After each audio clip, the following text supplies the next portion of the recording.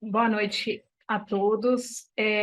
Estamos dando sequência à nossa série de eventos do CFO Experience.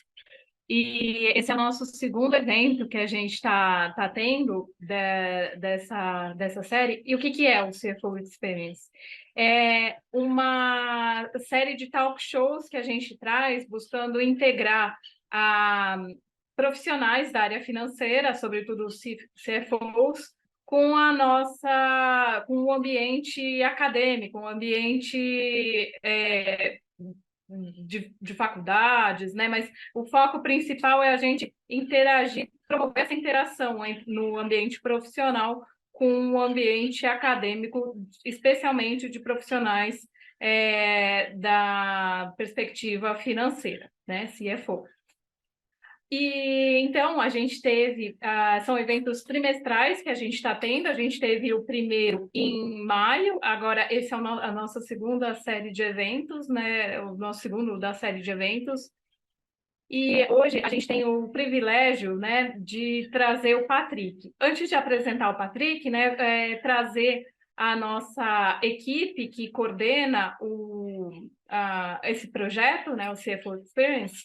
Ele é coordenado pela Faculdade FIPECAF e pela FEA-USP, é uma parceria, e nessa parceria, quem está engajado pela FIPECAF é o professor Jorge, que é o coordenador do curso do mestrado, e eu, que sou professora do quadro do mestrado, e da FEA-USP é o professor Anderson, dá aula no mestrado e na graduação também, né? E o professor Daniel Mussi, que também é da FEA-USP, também dá aula no mestrado, na graduação da FEA. Então, é um projeto interinstitucional que a gente tem entre FEA-USP e Faculdade FIPECAF, buscando essa interação entre o ambiente profissional de profissionais financeiros com a academia. E aí, então, passando para o nosso convidado de hoje, é o Patrick Matos. É um grande privilégio ter ele aqui conosco. Ele faz mestrado aqui na FIPECAF conosco, mestrado em Controladoria e Finanças na Faculdade FIPECAF. E ele é diretor de contabilidade da Natura e Com. Ele é responsável por determinar políticas contábeis e relatórios do grupo. Muitas vezes a gente até sabe, vi esses dias uma nova interpretação que está tendo do CPC, por uma publicação dele no LinkedIn. Então, ele é pioneiro nessas informações. Ele é quem determina a política contábil lá na Natura e compartilha isso com a gente. Então, vendo o perfil dele, a gente está sempre atualizado.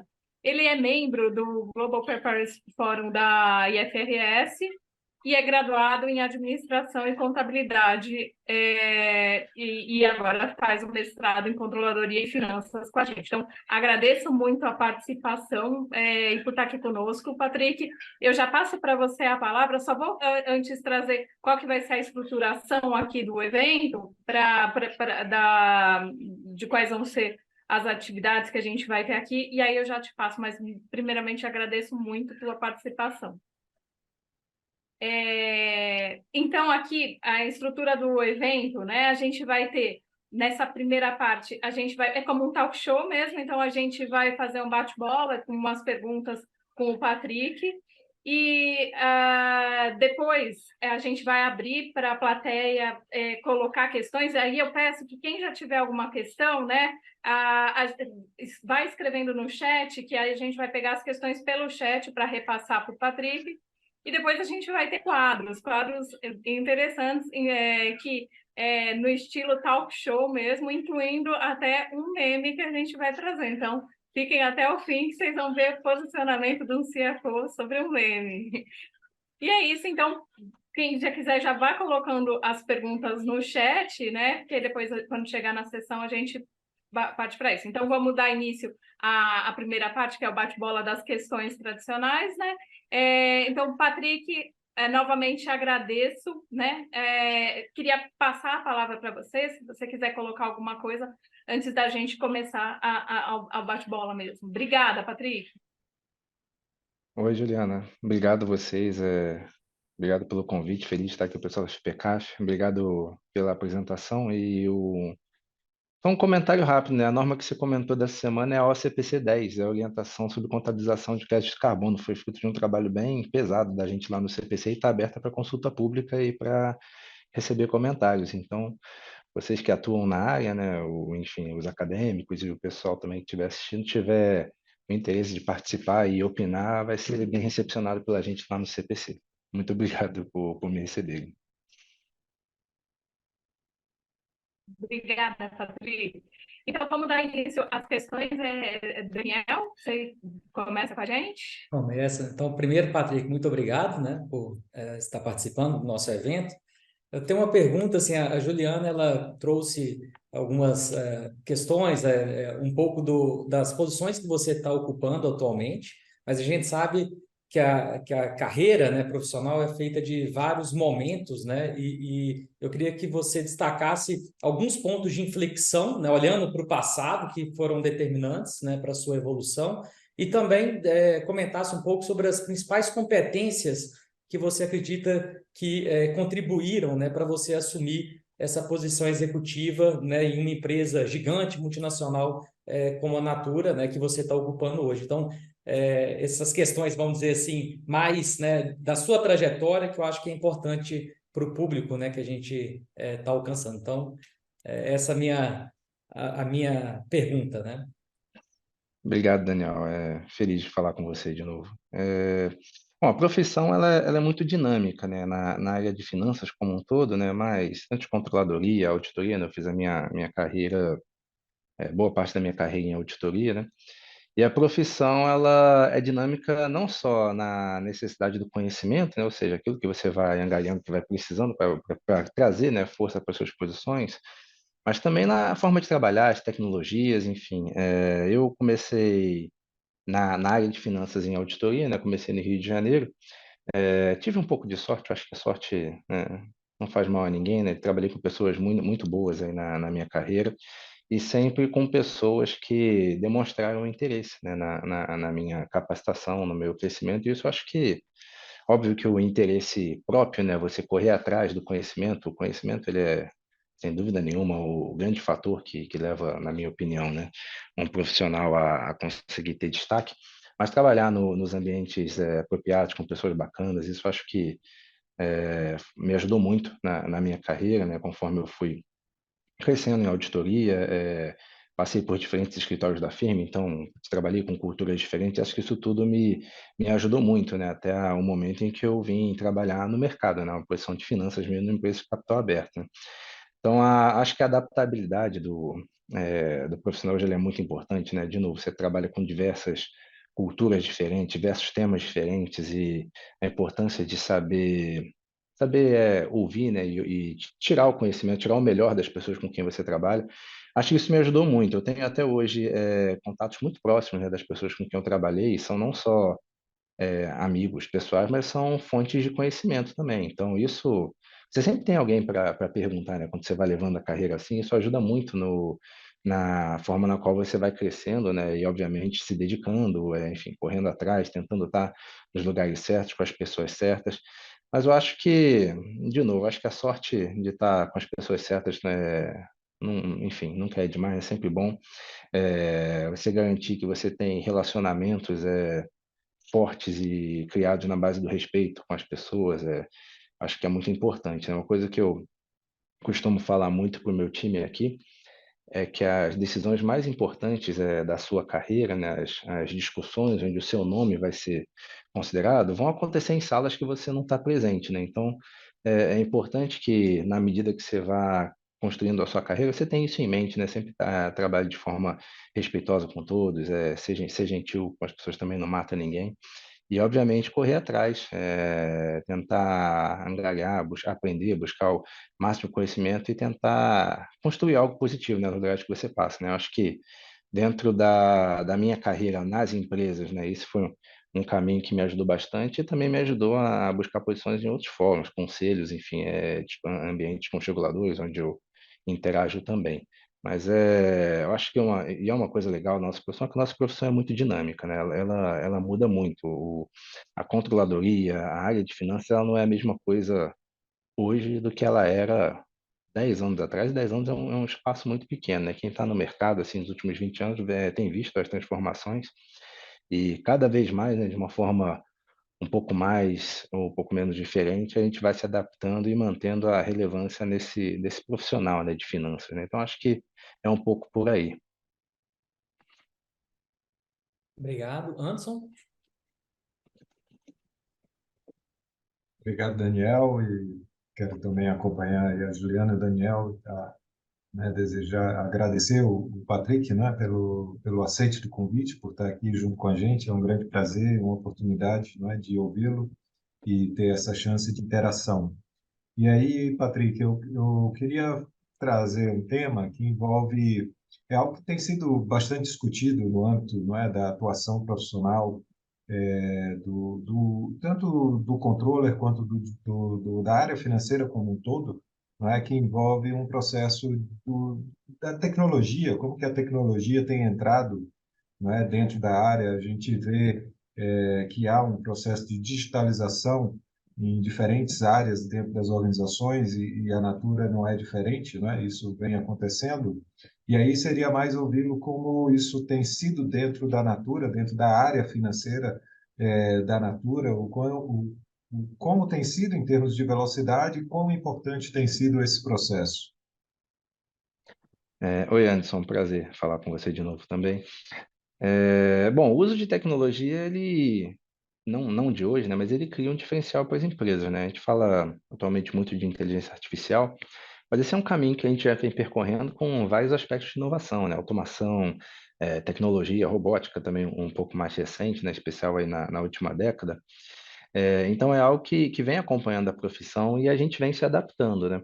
Dentro da Natura, a gente tem um foco bem explícito, né, e forte na experiência dos consultores, né? E as consultoras são basicamente o centro do nosso negócio, né? E a forma na qual a gente acompanha a experiência deles com a nossa marca, né? Em especial Natura e Avon, né? Que são marcas de venda direta, estão sempre no cerne nas nossas operações e geralmente também na medida em que a gente vai avançando nessas ferramentas, também são, digamos, nosso grupo prioritário, né? Então, nessa área, por exemplo, a gente tem usado bastante inteligência artificial para acompanhar toda a experiência, né, das consultoras com a marca, né, identificar a oportunidade, entender melhor a qual recepção que a gente está tendo dos ciclos de venda, cada ciclo que a gente inicia em um período, como isso está afetando aí as margens das próprias consultoras, as vendas, os pedidos, e cria também um processo de comunicação contínua com as consultoras, né? Então, nossas ferramentas de inteligência artificial elas vão monitorando e entrando em contato conforme necessário com as consultoras, né, para poder ajudar. A gente monitora entregas, avalia riscos, a gente consegue identificar também alguns gaps aí entre timing de pedidos feitos pelas consultoras para tentar achar, pô, o que está acontecendo, o que ela tem pedido um pouco com mais frequência, como é que os clientes dessa consultora estão atuando. Então, dentro da nossa experiência, a área que a gente tem focado mais, inclusive, é essa área de negócio, né, e temos recebido um feedback muito bacana das nossas consultoras em relação a esses assuntos, né? Inclusive os indicadores das consultoras que nós acompanhamos também têm respondido positivamente, né? E por mais que seja esse é um tópico que a operação, né, basicamente é um pouco mais clara no comercial, né? A gente atua direto aí com o departamento comercial, mas isso tem reflexo importante em finanças também, né? Porque a gente, no final do dia, busca entregar melhores resultados, né?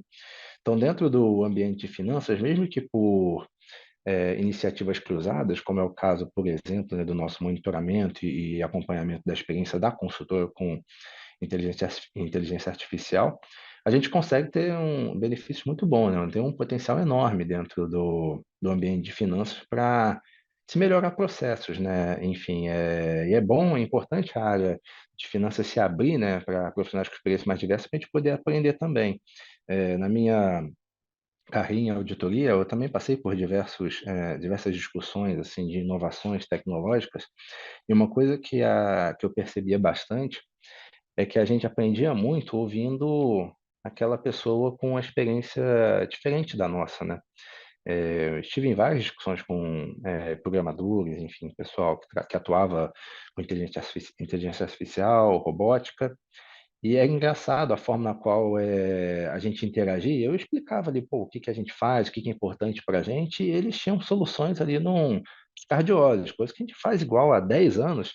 Em algum momento alguém falou, não, peraí, vamos ouvir alguém que vive disso, né, que vive dessas soluções. E aí quando você começa a trazer as pessoas certas para conversar, você tira soluções que poderiam ter sido avaliadas bem antes, né? Na área de finanças, a gente tem muita atividade ainda manual e que é repetitiva, né? E que a gente tem o potencial de conseguir fazer, né? Ouvindo as pessoas certas, um processo melhor, mais harmônico, né? Menos sujeito a erros, né? O erro vem muito do input manual, né? Na maior parte das vezes, coisas repetitivas que até agregam um pouco, se você parar para pensar do ponto de vista de experiência ao profissional, né? Então, a gente tem interagido muito com o nosso time digital, análise de dados, né, buscando soluções de processo.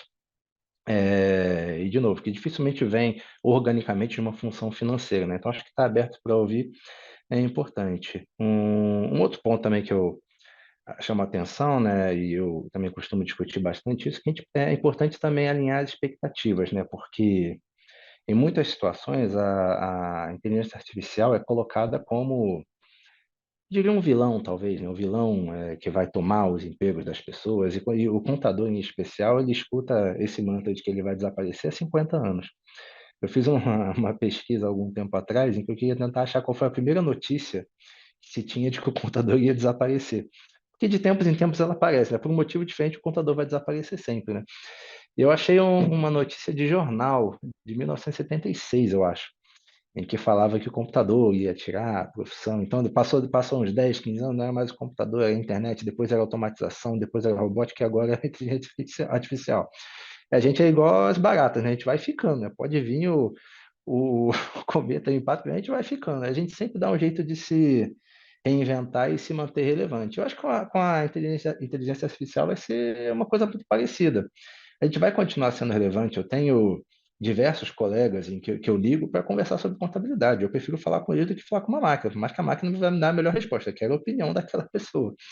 Então, a gente obviamente tem avançado, mas de uma maneira bem consciente em relação ao que a gente pretende obter. O relacionamento humano não vai mudar e a gente não pretende perder esse contato, mas a gente aproveitar dentro do possível de uma maneira ética também, obviamente, e de uma maneira também que a gente traga benefício, porque para a gente perder o contato humano não é um benefício que a gente busca, não é um benefício que a gente espera. A gente não imagina que isso vá melhorar as nossas relações, inclusive econômicas. Mas, sem dúvida nenhuma, temos acompanhando e eu acredito que é mais do que um benefício, é uma necessidade. Eu acho que as empresas que não estiverem acompanhando esse desenvolvimento de tecnologia, eventualmente vão ficar para trás, né? Então, temos acompanhado muito, nesse momento, um foco especial na experiência da consultora e tentando estudar a possibilidade mais de rotina do financeiro. Excelente, Patrick. Muito obrigado. Passo aqui para a Juliana, que segue. Obrigada, Patrick.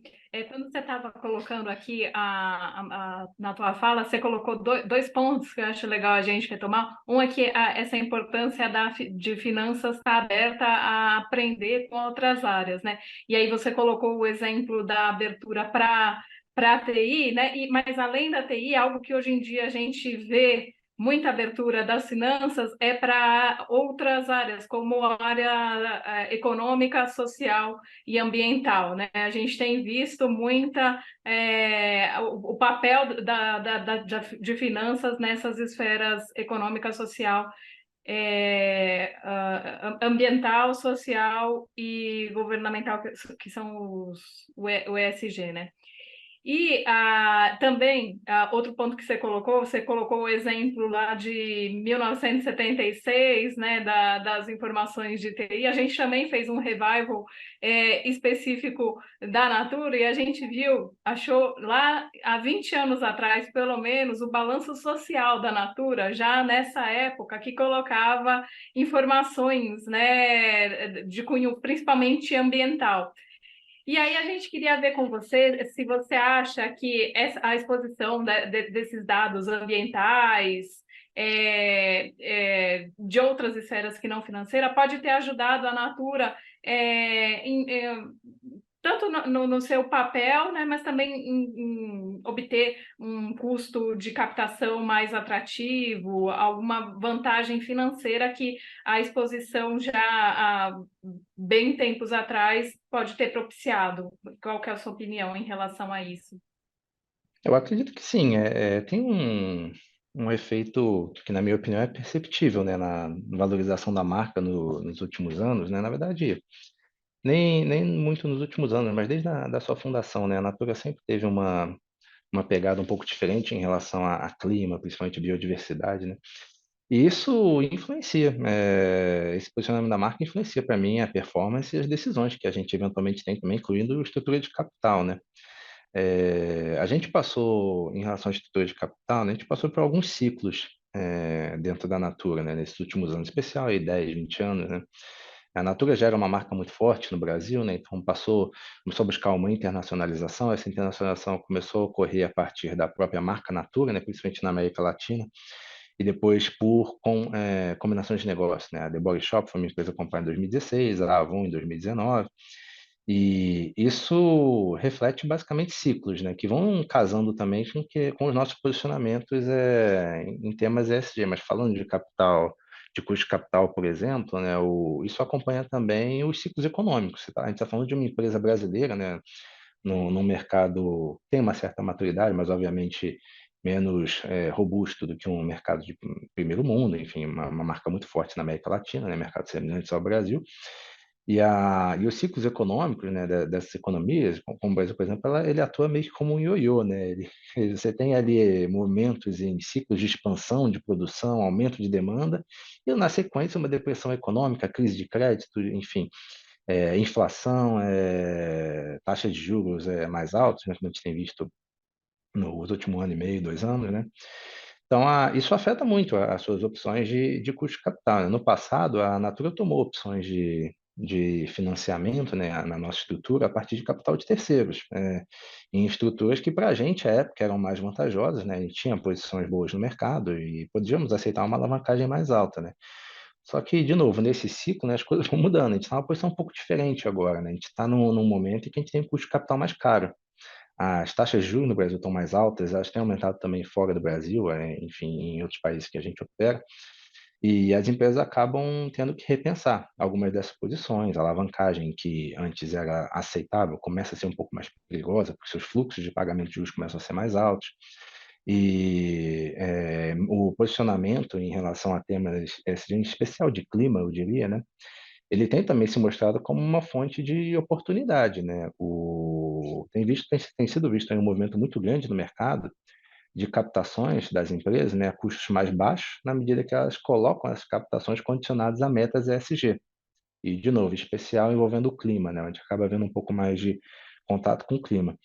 Então, além de ser uma oportunidade de reforçar, né, a estrutura de capital da companhia, e formalizar também certos posicionamentos em relação ao clima, que já são colocados, de certa forma, voluntariamente pelas entidades. Isso pode ser colocado como parte dessas metas de captação também, né?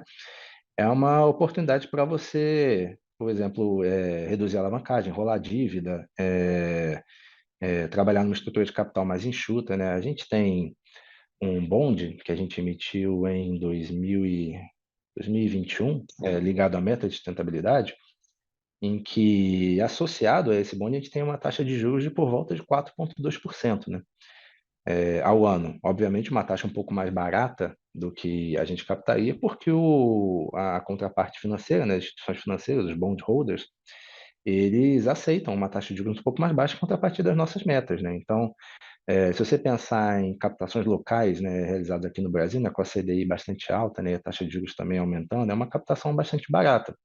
Ela é barata por quê? Porque, na prática, a instituição financeira está compartilhando com você esse investimento nos temas de sustentabilidade. O banco poderia te cobrar 5%, mas ele te cobra 4,2% porque, ó, quero ser o seu parceiro nessas metas que você colocou. No nosso caso, por exemplo, as metas elas envolvem compromissos de reduzir emissões de gases do efeito estufa, um percentual quase que de 100%, né, de circularidade nas embalagens plásticas, e redução também no uso de plástico. Então, são metas que são avaliadas como relevantes, né, pelo mercado, e isso facilita a gente ter um custo de capital mais baixo. A gente tem dívidas da Avon, por exemplo, que é do grupo, na faixa de 6 a 8% ao ano. Então, uma dívida de 8% é quase o dobro de uma dívida associada a essas metas que a gente tem captado no Brasil e outras empresas têm captado, né? Tem vários exemplos aí no mercado, né? Então, acho que no final do dia é uma boa oportunidade para as empresas, né? Aproveitar essa modalidade de captação, né? Na prática, você que traz um parceiro, que é a instituição financeira, ao invés de criar os seus programas para poder devolver à sociedade de alguma forma essas ações, ela cobra um pouco menos de você e vira seu parceiro no negócio. Então, ele beneficia o ecossistema inteiro, né? O de negócios e, por que não, do clima também. Então, quando a gente fala sobre a forma na qual tais posicionamentos afetam uma estrutura de capital, primeiro porque ela afeta a performance. Isso gera valor para a marca, né? E segundo, com instrumentos, né, financeiros contemporâneos, né, que têm sido disponibilizados ao mercado, como bondes ligados a temas de sustentabilidade, por exemplo, também é uma forma de você privilegiar aquela empresa que tem um compromisso firme, né, com o meio ambiente ou com causas sociais, e ainda assim ajudar também a lidar com metas que têm uma relevância para o planeta, né?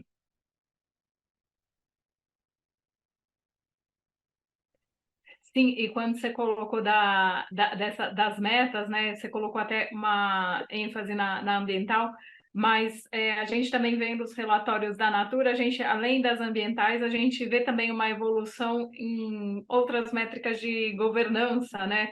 Então a gente tentou fazer bastante um revival de vários relatórios da Natura e a gente viu a evolução de indicadores, aí já mais voltado à governança da Natura, né? A gente pegou um relatório dela de 2012 e ela trazia uma citação assim, né? Também precisamos avançar em relação à participação das mulheres dentro do nosso quadro atual de colaboradores. Se, por um lado, temos uma participação menor de mulheres no grupo de gestores sêniores, por outro, quando analisamos o pipeline de sucessão, o gênero de liderança é prioritariamente feminino, que significa uma visão de futuro mais alinhada à nossa estratégia de diversidade. E nessa época, há 10 anos atrás, né, 60% dos empregados eram mulheres, mas somente 26% estavam na diretoria. Isso mudou, a gente vê que em 2021 e 2022, de 26% das mulheres que estavam na diretoria, hoje 51% de alta liderança é formada por mulheres, diretoria e acima, né? Então, como você colocou de algumas métricas ambientais, aqui eu estou colocando algumas outras métricas mais relacionadas à questão social, de governança, e aí queria que você compartilhasse com a gente, né, qual é a sua percepção em relação, na área financeira, como você percebe tem sido na Natura ou no mercado no geral, né, da evolução dos indicadores ESG nos últimos 10 anos, e assim, não só em termos de mulheres, mas de etnia, de qualquer ponto que você acha interessante. Assim, qual é a sua percepção em relação à evolução que você tem visto dos indicadores ESG e como você acha que isso pode estar colaborando, né, com a gestão? Bom, a gente vem acompanhando, né? Na verdade, não só na Natura, mas a gente tem visto bons avanços, né? Eu particularmente, eu acho essa métrica um pouco mais perigosa dentro do âmbito de ESG, porque essa métrica, né, de participação, por exemplo, de minorias em alguns fóruns, boards ou C-level, liderança das empresas, é uma métrica observável, né? E é relativamente simples, né? A empresa vai lá, escolhe determinadas pessoas e coloca nas posições, em teoria, apropriadas aí de liderança, né? E em muitos casos, assim, isso é feito de uma maneira pensando no resultado, né? Do resultado, na verdade, da percepção de mercado do que de fato nos benefícios que isso traz, né? O foco, ele, na minha opinião, e pelo que eu tenho acompanhado na natureza, ele nunca foi dessa forma, né? Sempre foi algo um pouco mais profundo, né? Mas o foco ele precisa ser não necessariamente trazer a diversidade a determinados, e sim trazer os efeitos esperados. A diversidade, em qualquer âmbito, né? Na liderança, obviamente, também, é comprovadamente, inclusive tem estudos empíricos aí que discutem o assunto, um fator que beneficia as entidades. E por outro lado, existe histórico, já teve até litígio a respeito em entidades de grande porte que de certa forma maqueiam, né, essas métricas, colocando representantes de minoria, né, em posições que são pretensiosamente estratégicas, né, mas com pouco impacto real. Diversos nomes bonitos, né, para posições que não conversam com o CFO, que não conversam com o CEO, que não atuam na liderança, né? Então, eu acho que essa talvez seja uma dos pontos principais, na minha opinião, e importantes de se avaliar a diversidade nessas posições, sempre pensando no benefício. Qual que é o benefício? São melhores decisões, são conversas melhores, são pontos de vista diferentes, né? Eu tenho certeza que nos lugares onde eu passei, em que eu tinha pessoas muito parecidas comigo, eu tinha perspectivas muito pouco diferentes que agregavam para mim. Então, essa diversidade não só de gênero, mas, enfim, de raça, às vezes até de perfil, eu acho que é muito importante para as empresas. Então, é importante que isso não seja tratado como simplesmente o fim de ter um número bonito de 50 e tantos por cento ou 60% de minorias na liderança ou mulheres na liderança, que não dá nem para dizer que a mulher é minoria, né? Eu não sei se vocês percebem, mas no mundo de finanças as mulheres já estão tomando conta. Devia, nas faculdades, né, você deve ter percebido, né, como é que mudou a presença feminina nos últimos 20 anos em cursos como curso de contabilidade, que é uma coisa excelente. Eu tenho esse exemplo em casa, minha esposa também é contadora. Então, eu acho que esse é um cenário muito importante para a gente. Conseguimos, de certa forma, eu diria até orgânico, alcançar. Nas nossas metas, publicadas, inclusive a mercado, a expectativa é que a gente alcançasse, né, uma igualdade em cargos de liderança. Daqui a 2 anos a gente conseguiu antecipar isso um pouco e com lideranças super fortes. A nossa CFO da América Latina é uma mulher, a presidente da Avon é uma mulher, e são pessoas com quem eu interajo e eu tenho um aprendizado assim excelente. São pessoas super respeitadas no mercado, com uma posição muito importante dentro do grupo. Então, isso deixa de ser algo que parece imposto e passa a ser algo orgânico, né? Que esse seria o ideal que a gente gostaria de ver mais nas empresas, né? Obviamente, algumas ações afirmativas são muito importantes para a gente poder chegar nesse ponto, né?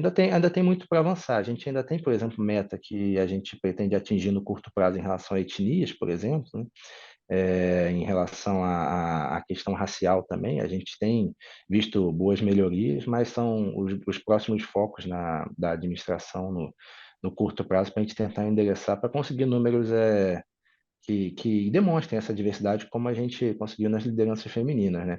Então, acho que o passo principal no caminho, na minha opinião, é esse. Antes de tudo, né, entender como que a diversidade, né, na liderança do ambiente de trabalho, ela cria valor, ao invés de tratar isso como um mero fator de propaganda. Como que a gente pode, de fato, criar valor a partir de uma posição mais diversa da liderança, né? Então, eu sempre comento com os meus times também, né? Com pessoas que pensam muito igual, dificilmente chegam em lugares muito diferentes, né? Então, essa capacidade de ter pessoas também com perspectivas diferentes, acho que é muito importante para a liderança.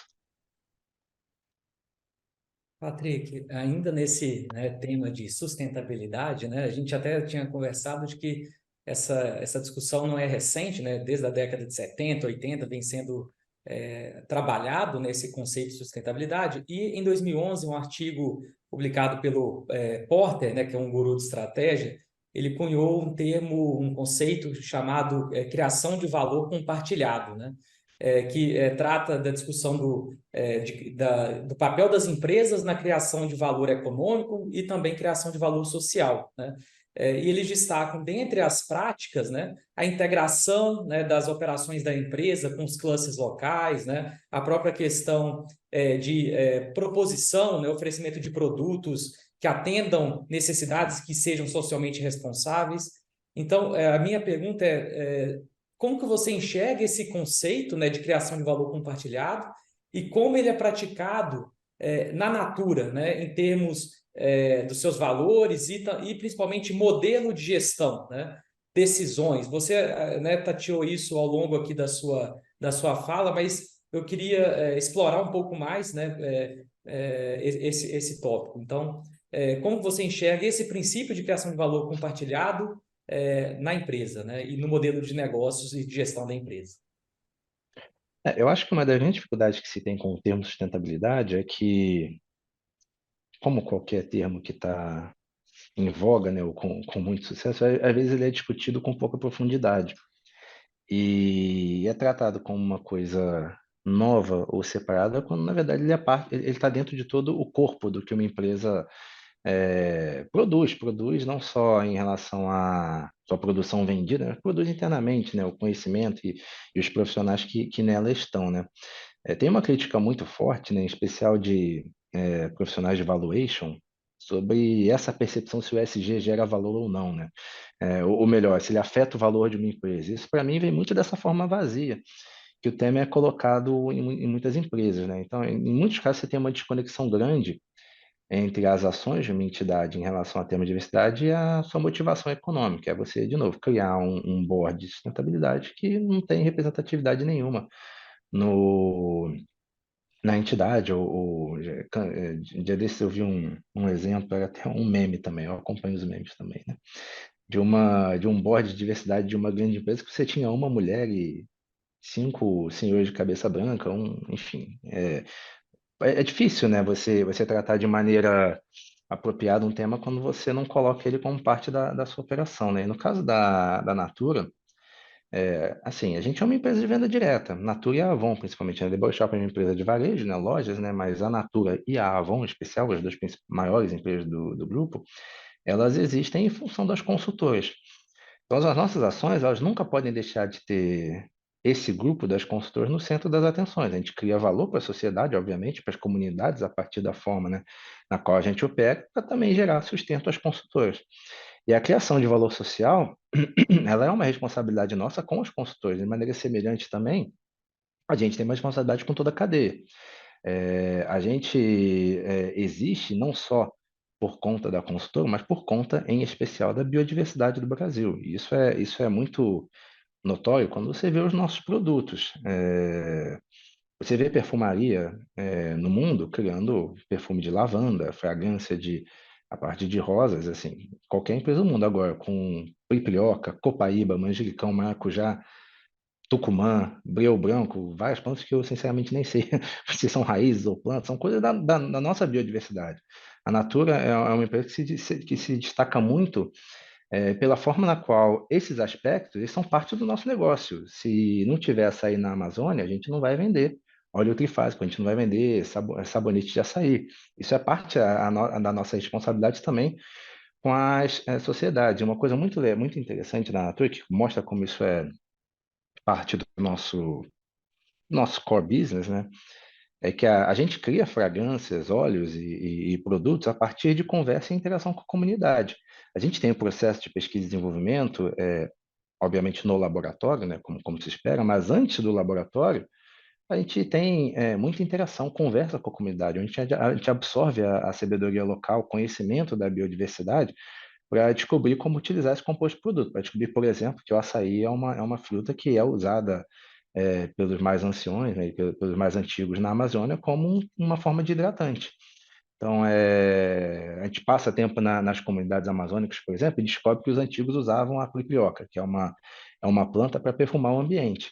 Então, a gente pega, desculpa, a gente pega esse conhecimento, né, do dia a dia com as comunidades, e isso é o que vai para o nosso laboratório. Então, vai lá para o nosso laboratório para a gente descobrir como extrair qual é o composto, qual é o componente daquela planta, daquela raiz, daquela fruta que traz essa sensação, por exemplo, de hidratação à pele, que tem um aroma bacana. Um dos nossos perfumes mais vendidos, essencial, ele tem manjericão e pimenta do reino na sua formulação. Então, em algum momento se descobriu que isso tinha lá um aroma e a gente trouxe isso para o laboratório para tratar isso dentro do nosso processo, obviamente também buscando, por que não, a lucratividade.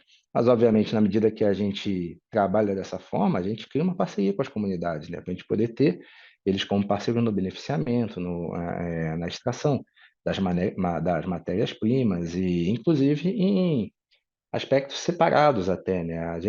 Um dos perfumes de maior venda que a gente tem, que é o Caiaque Oceano, a tampinha dele, né, a parte de cima do perfume, ela é feita com plástico recolhido do litoral, acredito que do Pará, mas das praias do norte do Brasil.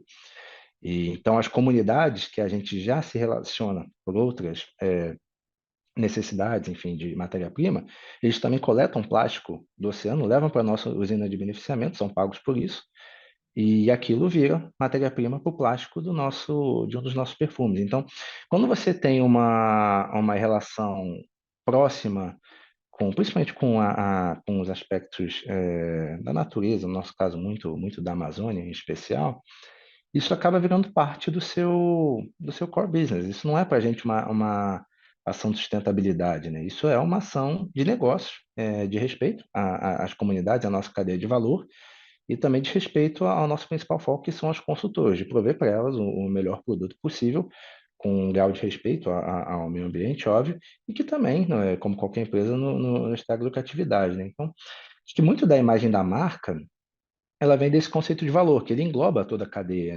né? Obviamente com foco na consultora, mas também com retorno às comunidades, pensando em lucratividade, e internamente, nas nossas métricas, incluindo aquelas que envolvem avaliação de performance, já existe um híbrido de performance financeira, né, da empresa, com avaliação dos indicadores, das consultoras, dos nossos relacionamentos com a entidade. Então, eu acho que esse conceito, né, do artigo, né, eu ainda não li, mas me interessou, né, de criação de valor compartilhado, acho que ele acontece muito, de novo, quando ele ocorre de uma maneira orgânica. E não quando ele ocorre de uma maneira pensada para obter os benefícios de ser uma entidade taxada como amiga do meio ambiente ou algo semelhante, né? Então, acho que tem uma percepção isso no mercado. Eu recebo muito comentário do pessoal que gosta lá do sabonete da Natura porque acha bonito a forma na qual de onde ele vem, como é o relacionamento com as comunidades. Então, na minha opinião, isso traz sim valor, e traz um valor muito casado, de novo, com a percepção de que isso é parte do nosso core business, não algo talhado, né, e preparado para inglês ver. Perfeito, excelente. Anderson? Obrigado, Daniel. Patrick, se você me permitir, eu vou mudar um pouco aqui a direção do tema, não é? E trazer duas questões que foram colocadas no chat. Uma primeira foi uma questão da Thaís, não é? A Thaís Campos, que ela fala de risco sacado e pergunta sobre sua perspectiva em relação a esse tema, não é? Quanto à atuação e o desafio das empresas e órgãos reguladores. Tá? Então, essa é a pergunta que a Thaís coloca. O risco sacado é legal porque ele casa um pouquinho com o que a gente falou de custo capital, né? O risco sacado ele surge principalmente em momentos que você tem retração, da economia e você tem uma oferta de crédito mais baixa. O que acontece? As empresas, geralmente as maiores, né, que criam programas de risco sacado, usam o seu risco de crédito, né? Obviamente elas estão mais preparadas para passar por essas intempéries aí macroeconômicas, né? E os seus fornecedores são a contraparte que recebem o financiamento, obviamente por fins até regulatórios, né, para a necessidade de ter uma instituição financeira associada a essa operação. Você tem um banco participando, mas nada mais é do que uma operação estruturada de financiamento, não muito diferente de um desconto de recebíveis que a gente faz desde os anos 70. Então, acho que o grande desafio, Thaís, é que a transação por si só, o risco sacado não é uma transação complexa. E não é uma transação que não tenha sido discutida. Existem histórico desde 2016, que eu me lembre, da Fundação FRS discutindo o assunto. A CVM, antes da adoção das EFS no Brasil, tem um ofício, se eu não me engano, de 2006 também, que fala de operações estruturadas muito semelhantes. Então, isso é algo que já teve muita discussão e que já vem sendo aplicado com alguma consistência, né? Mas que, na minha opinião, ainda é feito por algumas empresas de uma maneira sem observar as regras contábeis. Quando a gente fala de risco sacado, são duas grandes discussões. Primeiro, você tem um passivo comercial e um passivo de financiamento. Um passivo comercial ele é discutido e detalhado no IAS 1, o CPC 26, a norma contábil que a gente aplica no Brasil. E o conceito de operacional também é tratado no CPC 00, que é o framework. Então, existe base para se julgar quando que é comercial, quando que é dívida. E o segundo ponto, que foi discutido nos casos mais em voga, né, é se isso gera juros ou não. Olha, qualquer passivo financeiro, seja ele dívida ou conta a pagar comercial, que ambos são passivos financeiros sob a ótica contábil, se tem um prazo muito alongado, estariam eventualmente sujeitos a um accrual de juros, seja pelo ajuste ao valor presente no reconhecimento inicial, seja pela mensuração ao valor justo no reconhecimento inicial também, que é um requerimento da norma contábil. Então, na minha ótica, e foi uma discussão que a gente levou em alguns fóruns, a gente, por exemplo, no CPC, né? Será que a gente precisa fazer alguma coisa? Será que a gente precisa se posicionar? E o raciocínio que se chegou à conclusão é que os problemas que têm sido colocados não são pela complexidade da operação, são talvez por julgamentos inapropriados feitos em vista das circunstâncias. E se tem base para se fazer julgamentos de maneira mais apropriada, existe base contábil nas normas que permita chegar nessa discussão.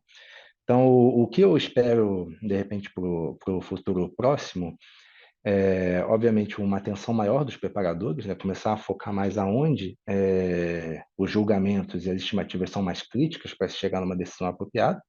O regulador, certamente, né, em especial o regulador de mercado de capitais, né, a CVM, vai ter atenção a essas operações, vão esperar maiores divulgações das empresas, mas não espero grandes mudanças normativas, eu diria, né? Existe uma norma na Fundação IFRS já aprovada e já incluída aqui no Brasil pela revisão 24 do CPC, que vai ser aplicada a partir de 1º de janeiro de 2024.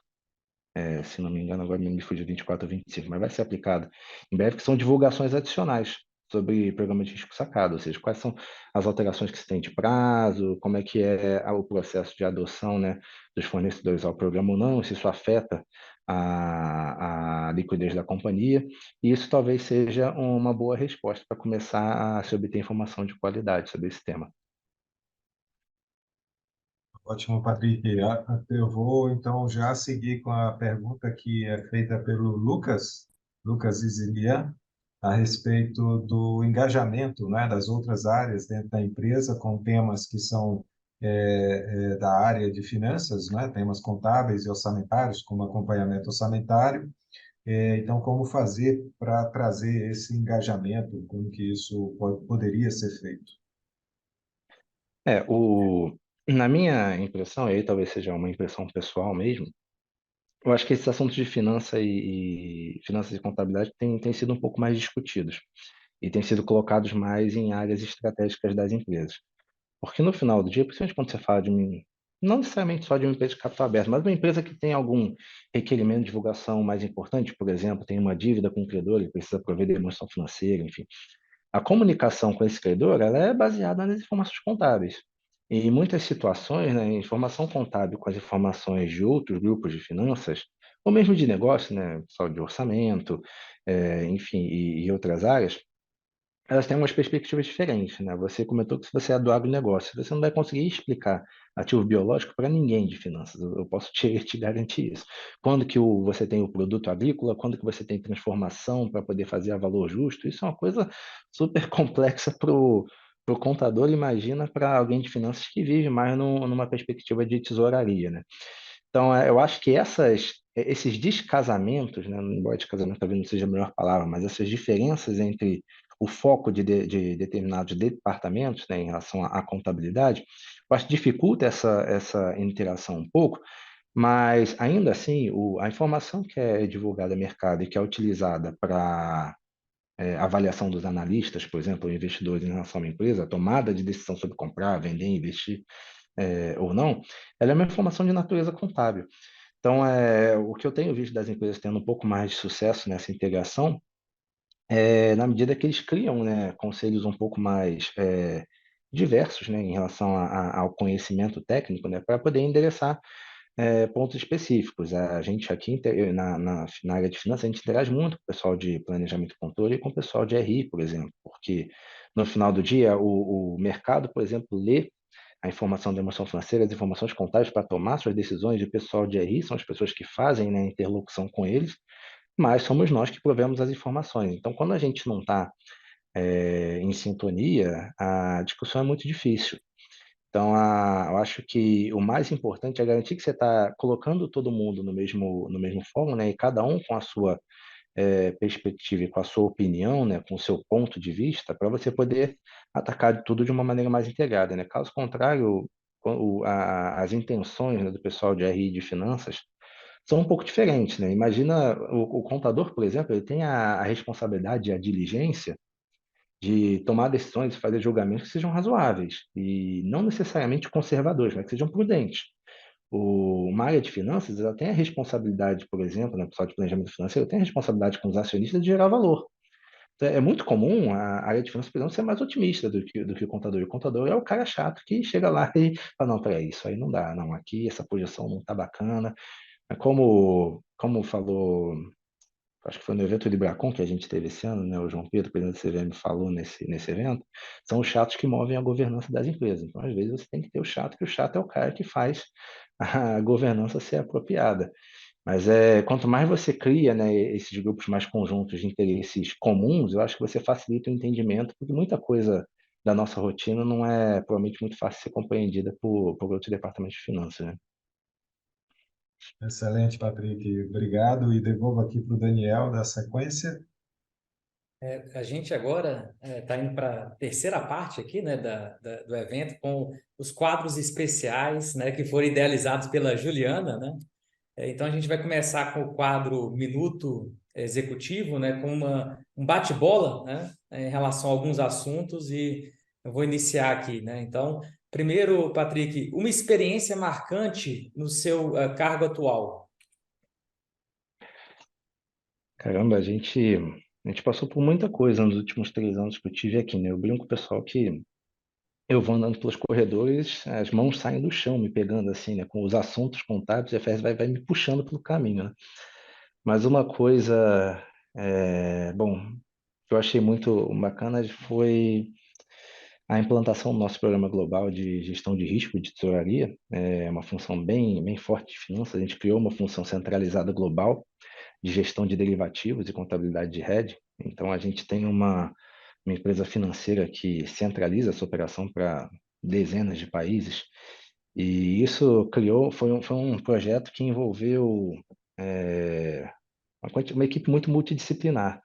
Então, quando a gente fala de contabilidade de hedge, né, uma das minhas normas favoritas, né, aliás, é engraçado, né, as pessoas geralmente riem quando eu falo que eu tenho uma IFRS favorita, né, mas eu tenho uma IFRS favorita, que atualmente é o IFRS 9. Então, é uma norma que ela é muito complexa e de difícil aplicação, principalmente quando você fala de um grupo que a gente tem uma exposição a dezenas de moedas diferentes, então a exposição ao risco cambial é enorme, a gente tem exposição de valor justo, então toda a implantação desse programa global de gestão de derivativos e tesouraria foi algo que levamos mais de um ano para concluir, mas foi bastante satisfatório quando nós conseguimos e foi um sentimento muito bacana.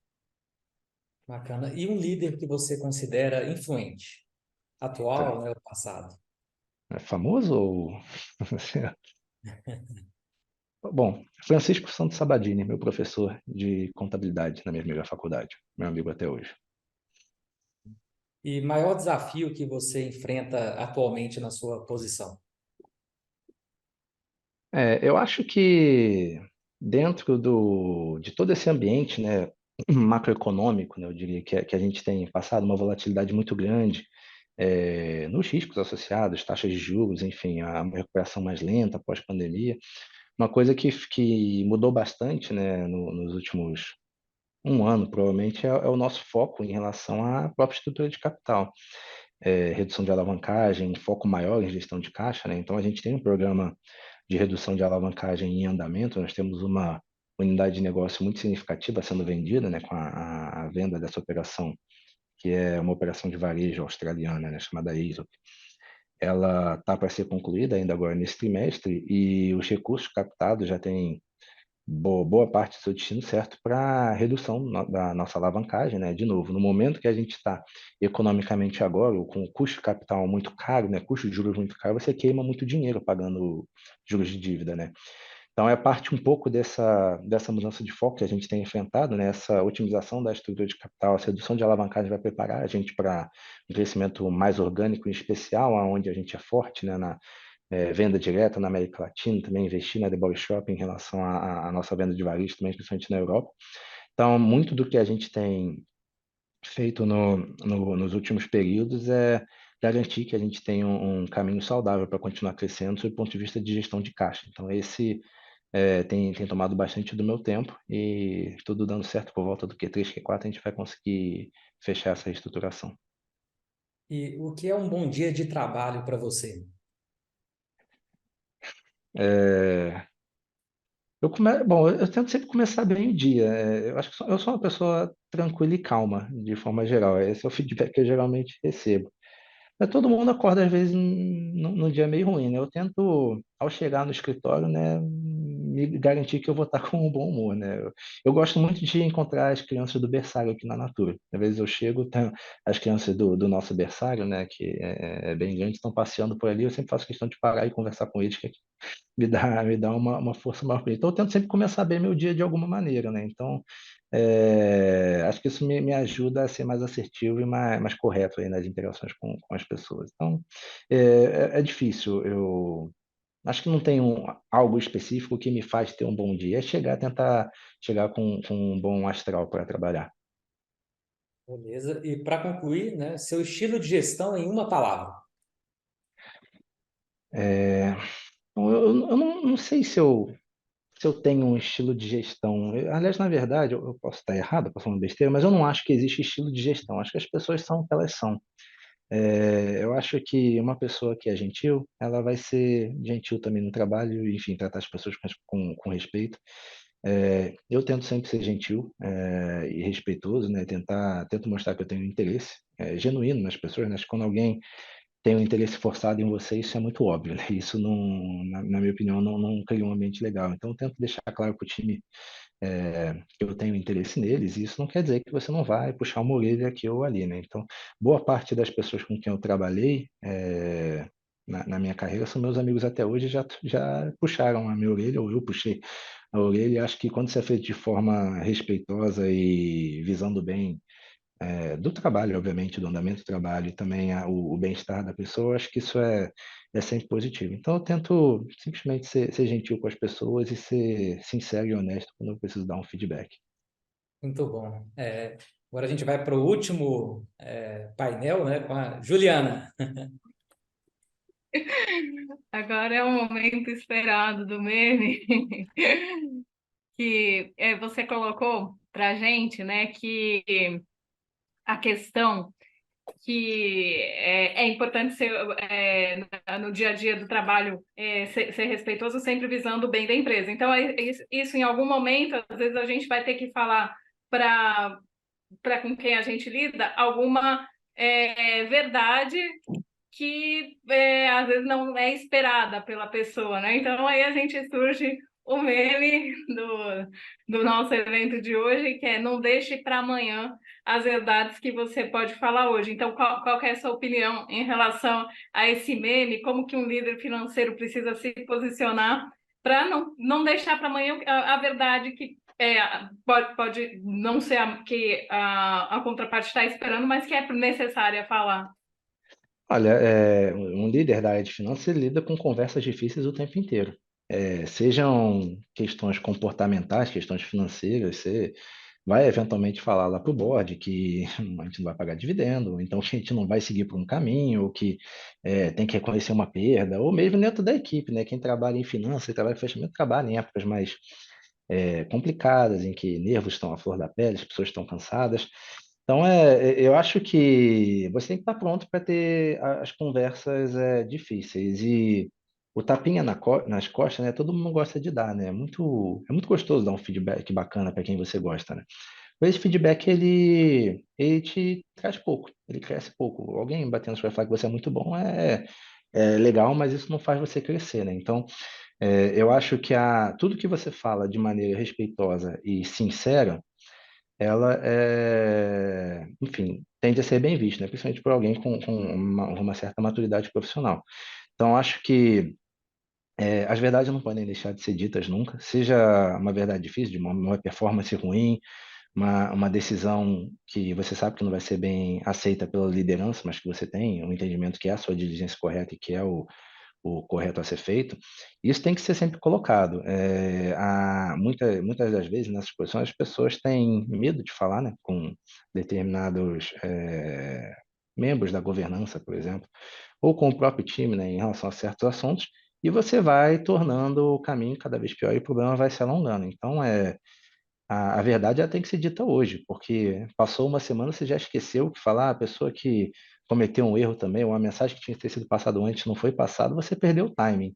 E aí você perdeu o timing e você perde a capacidade de agir no momento em que a sua ação vai fazer alguma diferença. Então, ser um líder de finanças é saber falar as verdades duras, né, que às vezes você não quer falar para pessoas que você gosta ou para pessoas que você tem uma responsabilidade, um dever de diligência, mas é parte do trabalho. É sempre ser feito com respeito e honestidade, tende a ser o caminho correto, na minha opinião. Obrigada, Patrick. Bem, a gente está chegando aqui no nosso, né, finalmente do evento de hoje. O tempo passou bem rápido, né, o que mostra que foi bastante produtivo, muito bom. Quero uma vez mais agradecer ao Patrick, né, pela disponibilidade, pela, né, generosidade de estar aqui com a gente, compartilhando essas experiências e, né, né, a vivência dele com a área financeira, agradecer aqui o grupo, né, o Daniel, a Juliana, o George, que ajuda a organizar esse evento, a FIPECAF, que dá um apoio importante, né, para que a gente possa estar aqui, e aproveitar também e convidar todos, né, para o próximo evento que a gente está programando para novembro, né, a princípio a gente está definido dia 28 de novembro, em que a gente vai dar sequência a essas conversas que tem sido bem interessantes, um aprendizado e necessário para que a gente possa, né, quem está aqui nesse ambiente acadêmico, possa estar mais próximo, né, de quem está no ambiente profissional e que está vivenciando questões que são relevantes para o nosso aprendizado. Então, Patrick, muito obrigado e fica à vontade se quiser fazer um comentário final. Não, eu agradeço, sempre um prazer estar com o pessoal do FIPECAS. Obrigado por terem pensado em mim, terem me chamado, foi muito bacana e estou sempre à disposição aí. Quando vocês acharem que eu posso contribuir com alguma coisa, podem me chamar. Muito bem. Então, muito obrigado a todos, a todas. Desejo aí uma ótima noite e esperamos que a gente volte a se encontrar no próximo evento. Até breve.